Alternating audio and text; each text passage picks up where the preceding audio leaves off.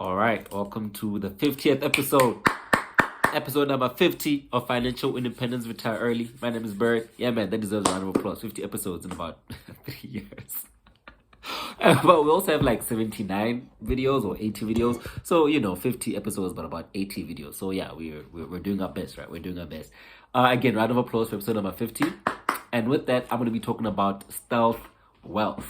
I hope you find this content valuable and you share it with anybody else who you think will find this content valuable. Just share, like, at the comment, comment and stuff if you find it interesting. Tell me what you think I'm saying right. Tell me what you think I'm saying wrong. And, as you know, this is not financial advice. I am not a financial advisor. What I do is share my investment thesis. So I hope that you, in the comments, share with me your investment thesis according to what I say, you think is right or you think is wrong. And we can all improve our investment thesis as we seek financial independence so that we can retire early. So stealth wealth is exactly about that. It's exactly about financial independence. It's exactly about retiring early and how, at least I intend to go about it and how I see other people maybe doing it right or doing it wrong. So stealth wealth. The billionaire next door, the billionaire that you don't even know about, right? Stealth wealth, the millionaire next door, or the millionaire that you don't even know about. That's who I'm trying to be. But I'm already on YouTube, so maybe it might be a little bit harder to hide it. But that's the whole concept. So stealth wealth, some people might say hidden wealth, but it's like the billionaire next door or the unknown billionaire. The millionaire next door or the millionaire you might never even know about. That's who I'm trying to be. And the whole, again, the whole concept behind stealth wealth for me exactly is in the name of the video. This video is called Financial Independence Retire Early. So I'm trying to be financially independent so I can retire early, which means for me, financial independence or financial freedom is really, really about time freedom and financial freedom. I am not trying to have a lot of money so I can like flex on people. I'm not trying to have a lot of money so I can like pop bottles. I mean, I probably will pop bottles in the club, but that's not the whole reason why I'm doing it. I'm not trying to do it to have cars and drive around people so they can see I have a car. I'm not trying to, have money to pop bottles so people can see me pop bottles. I'm doing it for myself and I'm doing it for my family. I'm doing it for my future children. It's not really about showing off. It's not about flexing. It's not about proving to people that I have money or proving to people that I'm not poor. And look, right now I'm at the bottom, definitely close to the bottom of the barrel. I mean, I'm self-employed. Yes, I'm an investor, but I make like 5K a month or less. I make 5,000 Rand a month or less. That's like $200 a month or less. You know what I'm saying? So it ain't shit. It really, really ain't shit. And, once some of my investments pop up or once my business grows, once I do get like a job and everything falls accordingly and I get to where I'm trying to be, people already don't care. People don't care that I'm poor. I have friends that are millionaires. I have people I went to school with that are millionaires. I have family members that are millionaires. And none of them are really like trying to invest in me. None of them really trying to like, not save me, but none of them really trying to like help me grow. So it's not like I'm trying to be rich and be like, yeah, see now I'm rich. Yeah, you thought I would never make it. Look at this model. Look at this car. Look at this fucking car. Look at this Mercedes. Look at this Ferrari. Like, nah. If I do get the Ferrari, it's going to be for me because I've always wanted one. It's not necessarily about flexing and proving to people that, yeah, I've made it. You thought I'd never be here. You thought I'd never make it. Look at me now, I'm making it. Like, my money is never ever about that. It's not about proving anything to anyone. It's not about flexing. It's not about wasting it. It's about having it, protecting it, and kind of fulfilling my passions with it. So stealth wealth for me, like I said, the stealth wealth people are people that minimize the publicly available information or publicly visible information about their wealth status or their net worth. So you have to take a closer look to see that this person actually has money. There's a saying, I think Will Smith popularized it, black people specifically spend a lot of money that we don't have, buying things that we don't need to impress people that don't even like us. And that's not me, bro. I am not trying to make money to buy things that I don't need to impress people that don't like me. I remember I asked, it's so unfortunate that she's now my ex-girlfriend. But anyway, I asked this girl that I was dating, why do you want to be rich? Why do you want to be wealthy? And she's like, yeah, because I want houses and cars and stuff. And I don't think she understood the deeper philosophical question I was asking. And, also I didn't like clarify what I was asking, but I kind of was like, okay, I see what she's saying, but she's not really necessarily answering my question. And I just let it go. But what I was trying to say is like, for me, like I said, why do you want to be rich? I want time freedom. I want financial freedom. I want to not be able to work if I don't want. And I want my money to pursue my passions. I want a lot of money, so that I can have time freedom, so that I can have financial freedom, and so that I can, have personal financial security, have my family have financial security to protect our wealth, have wealth security, and have a lot of comfort, but also pursue our passions without having to like need money to pursue our passions, or need money to be who we really are trying to be, or who we want to be. So that's the real reason why I'm trying to make money. So stealth wealth is all about that. It's not about flexing. It's about using your money, in a way that you're not necessarily trying to get unnecessary attention, and you're using your money in a way that again is suitable for you, because everybody have different reasons for money. But the whole point is you're not trying to do it for the public to see you, and you're not necessarily trying to do it for attention. That's the whole concept of stealth wealth. So again, stealth wealth is not necessarily about denying yourself luxuries. It's not about like being frugal and being stingy and all of that. No. It's really about there's a saying also by Steve Biko that says it's very expensive to be poor. So instead of like buying a shoe every 3 or 4 months from Mr. Price for 100 Rand, you buy your Doc Marten once off, the 2.5, it lasts you 10 years. But if you like use that, if you buy a shoe every 6 months for 100 Rand, that's like what, 200 a month times goes up to about like 5,000 or 10,000, you know what I'm saying? But you just once off 2.5, even though there's going to be inflation and everything in between, but you use 3,000 Rand once off to buy your shoe that's going to last you 5 to 10 years, instead of like every couple of months dropping 150 Rand to buy a new shoe. It's very expensive to do that. So the products that you buy quality, you buy luxury, but you're not necessarily trying to like floss, and you're also actually it's a long-term investment. Even when it comes to clothing, even the clothing that you buy are investments, because you can wear them for even generations. You can pass down some of your clothes to some of your kids, and these clothing end up being technical investments, even though they don't have a financial return, but the investments in the sense that they last you 10, 15, 20 years, and they still remain in perfect quality. And that's the big reason why I'm in the business that I'm in. I'm in the business of thrifting. That's my core business. I sell secondhand clothes. And what I've learned selling these secondhand clothes is that you can find really, really, really quality items for cheap. You can find a quality item for cheap. Something that you can wear for 5, 10 years for super cheap, instead of like constantly going to the store to buy jeans that are going to wear out every couple of months. You can find one great pair of jeans, or buy 3, 4, 5 great pair of jeans that if your body doesn't change too much, you can wear these jeans for like 3, 5 years, instead of every 6 months having to go back to the store to buy a new pair of jeans. So that's stealth wealth. They say that, oh no, rich people don't wear Gucci and Louis. No, that's a lie. That's false. Rich people wear expensive clothes. They just not branded all over, because they're not trying to attract that attention. They're not trying to show you that it's Gucci. They're not trying to show you that it's Louis. It's probably written in the tag and inside or somewhere underneath, but the quality remains the same and even higher. And even high, because a lot of clothes, if you know anything about luxury clothes, the super branded stuff sometimes is like the entry level stuff. That's like for us peons and and poor people, because we're trying to flex. But the really rich people, they buy the same brand, but they buy more expensive clothes without the branding, without the name on it, and the quality is again the same, if not even higher.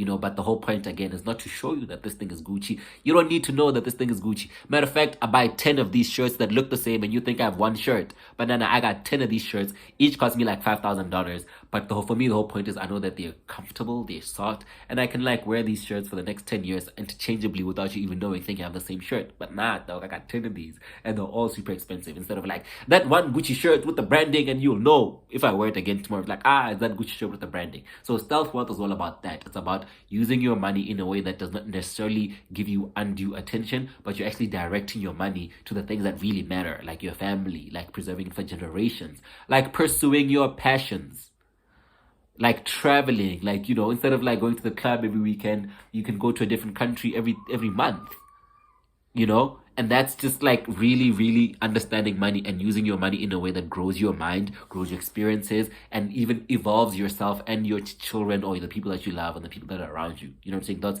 That's a key concept of stealth wealth. And that's the thing about like getting richer and richer over time. There's a thing called lifestyle creep.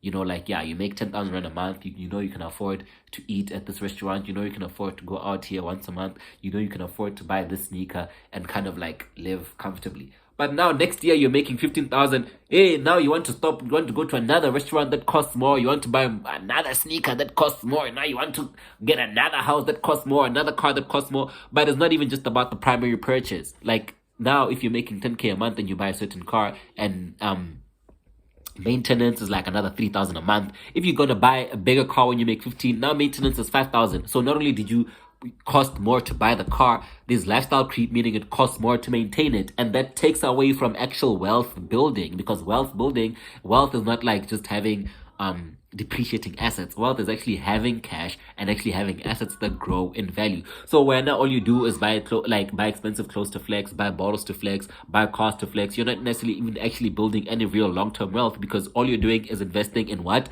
Depreciating assets, instead of using your money actually to invest in appreciating assets. So stealth wealth says avoid lifestyle creep as much as you can until you technically actually reach that next level of wealth, or that next level of income, or that next level of assets, where now if I get a bigger car or a bigger house, I can also even maintain it, instead of like now I live in the back room because like that's all I can afford, because I got this car that costs me 20K a month. You know, I make 35K a month. I got a car that costs me 20K a month. Expenses on the car is another 10 a month. So I'm left with 5 to pay for my accommodation and my food. Like, that's backwards. How about you get a car that costs you 7K a month, and the other 13 can actually be invested in real assets, in real tangible assets that are accumulating or accruing in value. So stealth wealth says avoid lifestyle creep, bro. Avoid lifestyle clutter. Again, like I said, like now you got all these shoes, you got all these phones that you don't need, got all these shoes that you don't need, got all these like expensive ass watches that you don't need, just because you're trying to show us that, yeah, I got the money. Nah, dog, like chill, come down. That money is yours. And the only person that really needs to know is you and your loved ones. Matter of fact, some of your loved ones ain't even gotta know. It's really for you and your wife and kids, bro, and your siblings that like you care about, and your friends and family that you really, really care about. Why is it necessary for the whole world to know, bro? Like, you can literally be a huge shareholder in Apple and nobody fucking knows, and you're making all these dividends every couple of months, and nobody fucking knows. You know, you're going to a different country every 4 months, and nobody fucking knows. You just take the people that you love, the people that you want to be around, and you go to the next country and you come back. Ain't nobody know at work.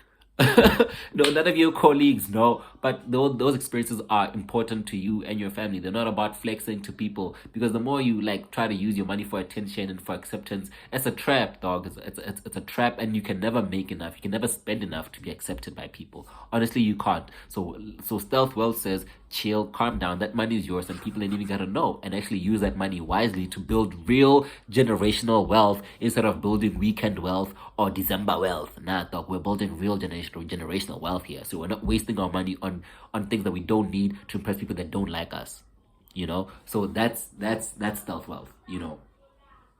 That's stealth wealth. So again, we invest in long-term appreciating assets, whether it's the clothes that we wear or real assets like stocks, bonds, companies, businesses, yes, watches here and there, but like actually going for watches that like might increase in value, and you're looking at that watch not only as a fashion statement but also as an investment. So that's how you kind of organize your mind around stuff. But again, we're not saying deny yourself luxuries. We're saying prioritize your money in a healthy way. Prioritize your money in a healthy way. For me, real wealth is time freedom, guys. Like I said, I'm trying to like pursue my passions and not have to work if I don't want. It's in the name, financial independence, retire early. I'm trying to have time freedom. I don't need people to know that I'm wealthy. But like, now if I can just do what I want and wake up anytime that I want and go to any country when I want, that's good. That's good enough for me, dog. Whether you know, you don't know, whether I'm impressing you or not impressing you, I don't care. I don't care. I got enough money to live the life that I want to live without having like other people participate or have other people comment or other people like, share. I mean, the video you must like, share, but I mean like on Instagram and like on Facebook and stuff, or even on YouTube too. Like it ain't really about y'all knowing I'm rich. It really is not about y'all knowing I'm rich. It's about me knowing I'm rich and me being confident and comfortable and happy enough within myself to use my money for like healthy things and not like just to impress people and waste it on people. So I'm trying to be the billionaire next door. I'm trying to be the millionaire next door. Obviously Warren Buffett, everybody knows Warren Buffett, he's one of the richest men in the world. But Warren Buffett lives in the same house he's been living in for the past 50 years. His kids went to the same school that he went to, and because it was a comfortable enough neighborhood. He drives a comfortable enough car. His company is like 5 kilometers away from where he lives. So, what's the point of driving a 2 million rand car for just 5 kilometers and back? I don't need that. So Warren Buffett will tell you, my money is for private jets to go where I want, when I want, whether it's for business or for pleasure. And my money is so that I can, because he enjoys actually investing. He enjoys the game of investing. His money is for him to pursue his passion, which is investing. His money is not to flex. His money is not to have 1 billion houses all over the world. Nah, dog. I got my one house where I live every day with my kids. They go to the same school that I went to because I know it's good enough to produce someone like me. It'll be good enough to produce my kids into healthy, functional adults. I live in a neighborhood with no crime, with no, a stupid shit. So why do I gotta go to a gated community when the community I live in is already good enough? You know what I'm saying? Instead of wasting money in gated communities just to impress people Nah, dog, where you at is fine. There's no crime. The schools are good, So stay there and use your money in a way that you're setting up your kids for the future instead of wasting all of your grandchild's kids on bottles in the club. You know what I'm saying? Nah, dog, come on, that ain't it. So for me, time freedom is it. My financial freedom is for time freedom. So I can go where I want, do what I want, spend time with who I want, not having to feel hey, I gotta go, hey, I gotta clock into work. Nah, that's not, no. And again, that lifestyle creep, that lifestyle clutter forces you to keep working because you have to pay for that car, you have to pay for that house, you have to pay for it. Otherwise, they're going to take it back. So you're going to keep having to go to work. And if you hate your job, it's that shit's fucked up. But if you got a job that you love, then it's okay. Then it's okay. You know that you're passionate. You know that you're dedicated. You know that you increase your income. But you must have a healthy saving and investing, and you must have a healthy way of spending your money where you're not trying to improve people or get people to like you. Because there's not enough money to spend on people to like you. You know what I'm saying? So that's where we at, man. That's where we at with the millionaire next door. That's where we are with stealth wealth. That's where we are with avoiding lifestyle creep. That's where we are with investing in tangible long-term assets, whether it's clothes, whether it's watches, whether it's cars, whether it's houses, but actually not doing it to impress people, but doing it because you know that you're actually going to have a real outcome in a couple of years or in a couple of months or in a couple of generations. You know that you're going to have a real outcome in a couple of generations. This is not just for me to enjoy right now, but for me to enjoy and for my grandkids to enjoy in the future. And I'm not doing things in a way that if I lose my job, if I die, they can't maintain it. I'm not gonna get a car and a house where, as the primary breadwinner, we live in a house where if I die, then my kids can't even afford it. Now they gotta have to move. So these people have been staying in this house for 5-10 years. The moment you die, they have to leave because you didn't set up trust funds or money in a way that now they can still afford you. You didn't even buy it outright, right? You're still paying it monthly or whatnot. You still got a bond on it. So it's about setting yourself up and setting up your kids in a way that even if you die, they can maintain the same lifestyle that you were living, because you're not living above your means. You're living within and sometimes even below your means, so that even if you die as a primary breadwinner, the people that you left behind can maintain the same type of lifestyle. And your death and your loss is not felt emotionally and financially and otherwise. It's only felt emotionally and spiritually. But financially, you've set them up in a way that, yeah, look, we can still maintain this lifestyle even after this guy's gone. Because he didn't have us living a lifestyle that he can't afford or that we can't afford just because we're trying to, impress the Joneses or prove to his father and his grandfather that he's finally made it. Nah, dog, it ain't about that. It's completely not about that, It's about being free, financially free, emotionally free, spiritually free. And they say money can buy happiness. I'm like, money can buy you whatever you want. You just gotta know what you want and how much it costs.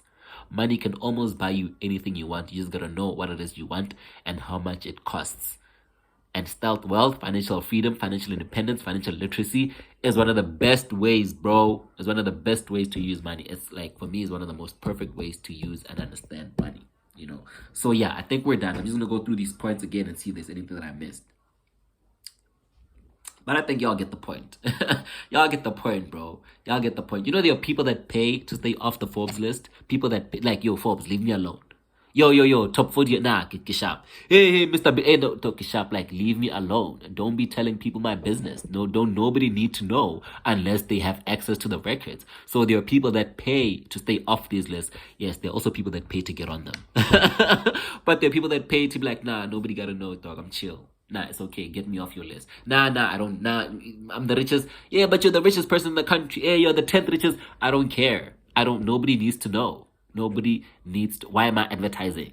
Like, why am I putting my family? Now we gotta spend on security now because people know that I'm a billionaire. Hey, no, dog. We gotta have private security and bodyguards. 3 months ago, nobody knew and we were chill. We would travel the world in a private jet and nobody knew we were chill. Now we gotta tell people. Nah. It ain't safe. It ain't. So sometimes stealth wealth, being the billionaire next door, is like one of the healthiest best ways to enjoy your money. Again, I'm not saying be stingy, be frugal, don't enjoy your money. Nah, I'm saying use your money in a way that you've set it up for yourself and for your children and your grandchildren, that the lifestyle that you live is sustainable. The lifestyle that you live is sustainable over the long term. This was Financial Independence Retire Early. My name is Barrett. Thank you for watching. Bye.